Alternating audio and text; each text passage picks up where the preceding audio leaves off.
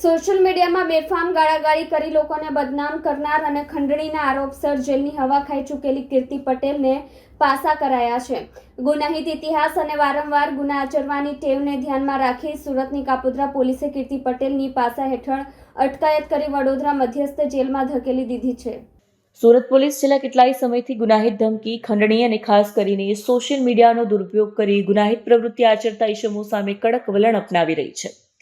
Kapodra police સ્ટેશનના in charge police inspector M.R. Solanki દ્વારા આ પ્રકારના આરોપીઓ કે જેઓ વારંવાર પકડાવા છતાં સુધરતા નથી, તેમની સામે પાસા હેઠળ અટકાયતી કાર્યવાહી કરવા સ્પષ્ટ સૂચના આપવામાં આવી હતી.